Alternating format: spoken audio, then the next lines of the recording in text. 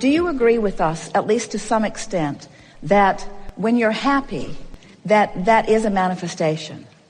Because we want to say to you that in this moment, as you received something that felt like a real manifestation, in other words, it wasn't something you had to conjure in your own mind, it wasn't something that you had to do by going general. We picked you and you liked it. And everyone saw you bouncing over here. And when you sat down, you said, awesome. And you said, I'm so happy. And so you were having a happy response to a manifestation. We want the happy to be the manifestation. Can you feel the difference? Mm-hmm. So we want to say to you that it is not true and it is not logical that if you are happy and feeling on the verge that things aren't coming. That defies law. So there must be something else going on. You must not be as in advance happy as you think you are. You must be waiting for the manifestation to really be happy. That's the glitch. You're waiting for the manifestation. You're waiting for something to happen to which you can have a happy response. That's backwards. Get happy, and that happy from inside the vortex then causes the manifestation. You follow? It's interesting, isn't it? Because when something happens that pleases you, it is easy to be happy. But do you think you can conjure happy before it happens? That's the work. Conjure happy before it happens, and from the vortex, the manifestation will then occur. That's how it happens. So if you can think of the happy as the manifestation, which you have complete control over, don't you? Then you've got it. Do you accept that emotion is a manifestation? Then you're there.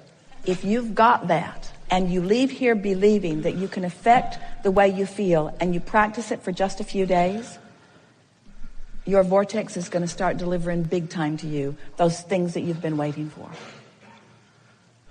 So what have we just conveyed to you? So you do the vortex work because you care about how you feel, and you make how you feel the manifestation that you're looking for because you have complete control over that right here and now.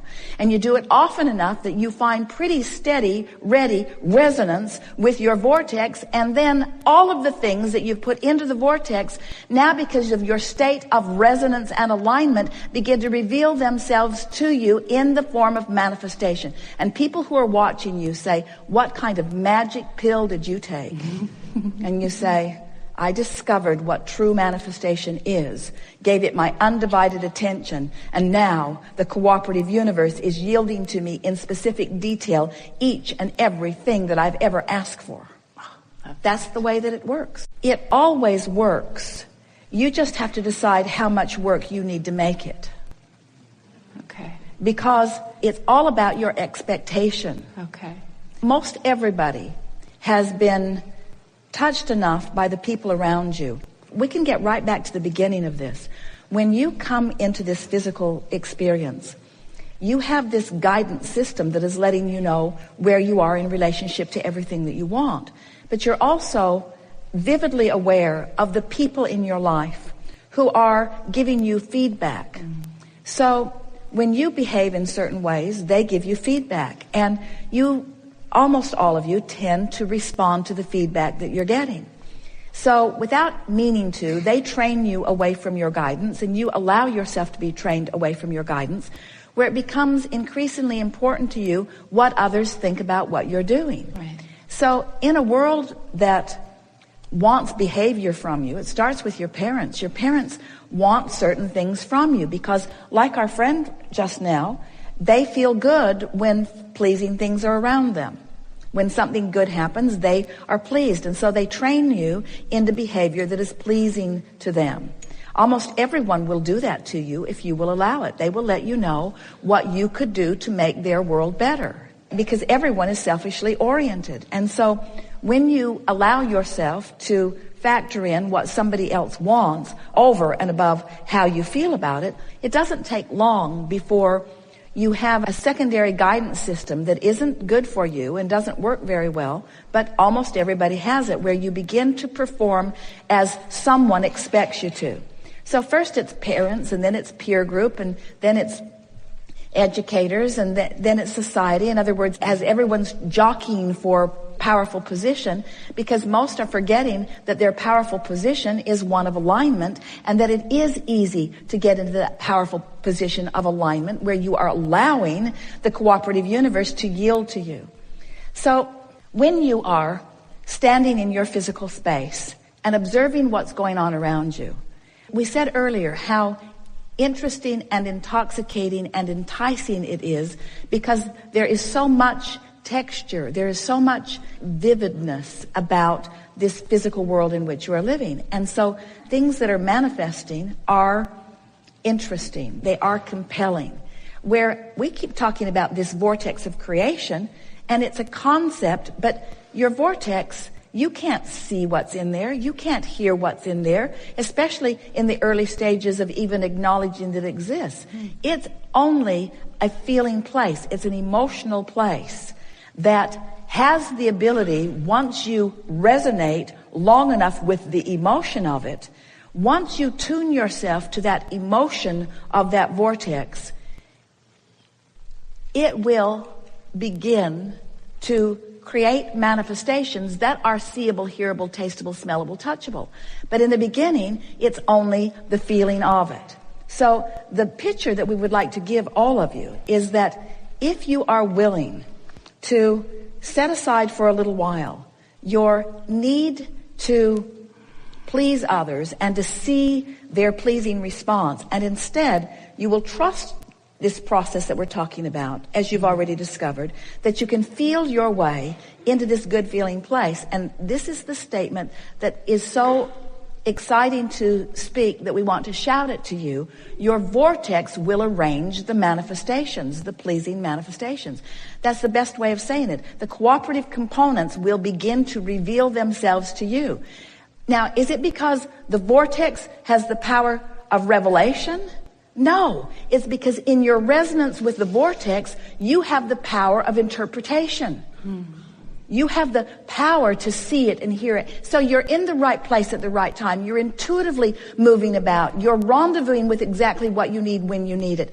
And this feeling of worthiness just sweeps over you as you feel the comfortable path of unfolding that you're upon, where everything, each and everything, anything and everything that you need is just presented to you, not all at once, like you think you might want, not all at once, but incrementally, so that you can digest it and devour it and enjoy it. You don't want to eat all your food all at once either. Right. If everybody brought the food for the rest of your life to that buffet today, it would be unpleasant. It's so nice that you're just going to eat what you want today. And that's the way these manifestations are. What do you think is the logical sequence of something moving into manifested form? In other words, before you rendezvous with your partner, what's missing? If you're looking for a relationship and your partner's out there, clearly your partner was out there, living not too far from where you are. So your partner's out there. After you met them, what was the missing factor before you met them? What was missing? The rendezvous. Just the rendezvous was all that was missing. Just the rendezvous. Just the allowing of the meeting. You see, if you will let the emotion be the manifestation that you're looking for rather than the meeting, if you'll let the emotion be what you're looking for and you find it, then the meeting is certain. The rendezvous with the money, the rendezvous with the idea, the rendezvous with the business, the rendezvous with the wellness, the rendezvous with everything.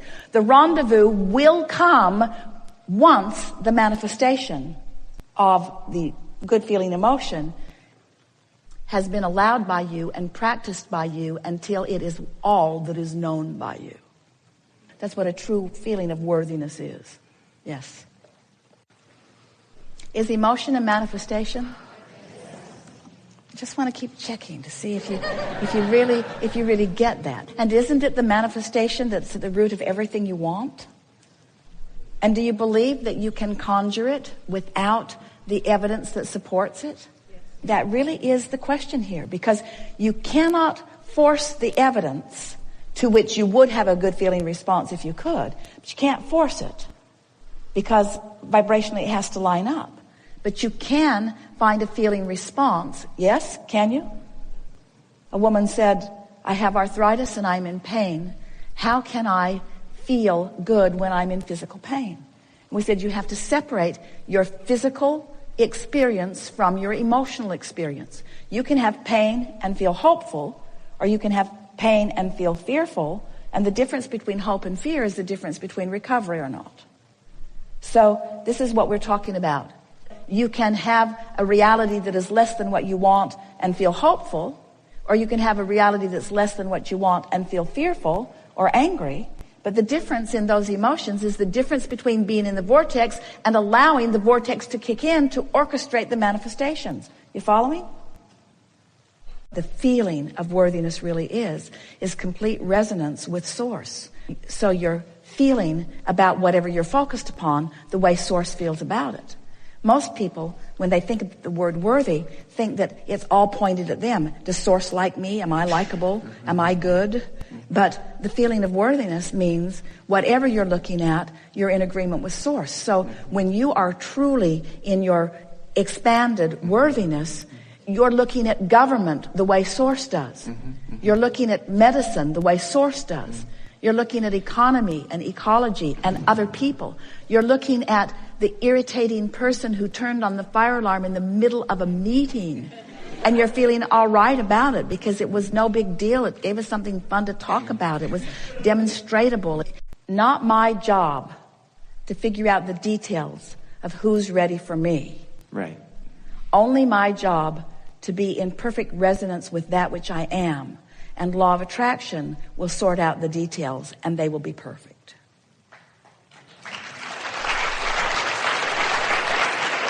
And if you really want to get specific, and it's going to be way fun along the way. Way fun. It's so fun to feel who's ready and who's not for you. But it's not for you to adjust your readiness. It's not for you to make the adjustment. Right. It's like, here we stand in your vortex, beaming a signal that you can find resonance with if you care about how you feel enough. But if you should not find resonance, we don't come looking for you. Because we know that you can find us, and if we come out, then there's nothing for you to find. And that's the way you want to feel about your work. You find the resonance and let those who are ready for you find you. You don't assert your knowing. You don't assert your clarity. You don't assert your knowledge. You don't change the world. That's why you keep saying it doesn't feel like change. Right. And what you're trying to articulate is it feels like I just stand here in my wholeness and in my full resonance with who I am. And as I revel in that, the changes will make their way to me, and I will recognize them as I see them.